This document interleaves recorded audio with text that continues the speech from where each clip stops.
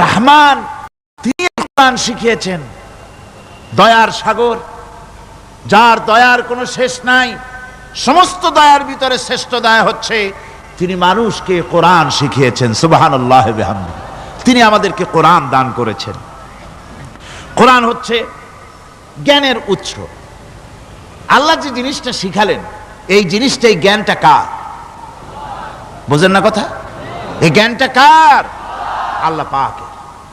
আমাদেরকে আল্লাহ পাক জ্ঞান দান করেছেন।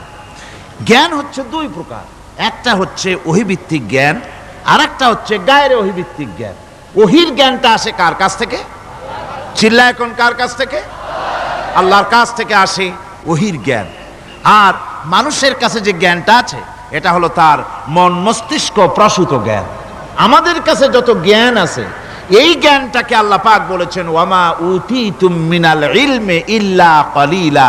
তোমাদেরকে খুব সামান্যতম জ্ঞান দেওয়া হয়েছে, খুবই সামান্যতম জ্ঞান তোমাদেরকে দেওয়া হয়েছে।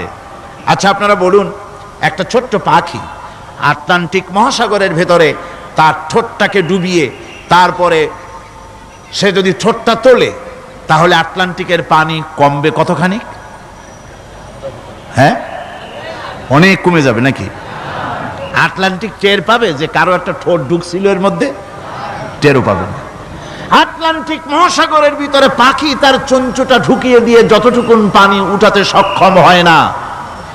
ওহীর জ্ঞান বাদ দিয়ে গোটা পৃথিবীতে মানুষের যত জ্ঞান আছে, মানব সৃষ্টির প্রথম দিন থেকে নিয়ে আজ পর্যন্ত, এখান থেকে নিয়ে কিয়ামত পর্যন্ত যত জ্ঞান এসছে এবং যত জ্ঞান হবে মানুষের, সমস্ত জ্ঞান এক জায়গায় করলে আল্লাহ সুবহানাহু ওয়া তাআলার অনন্ত অসীম জ্ঞানের মহাসমুদ্রের ভেতর থেকে পাখি যেমন আটলান্টিক থেকে যতটুকুন পানি উঠাতে পেরেছে, বিশ্বের মানুষ আল্লাহর জ্ঞান থেকে অতটুকুনও তুলতে পারে না।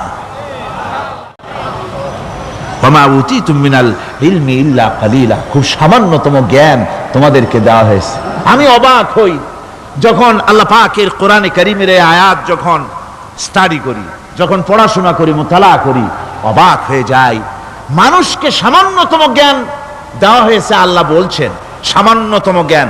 ওয়ামা উতীতুম মিনাল ইলমি ইল্লা কালিল যদি বলতেন, তবু একটা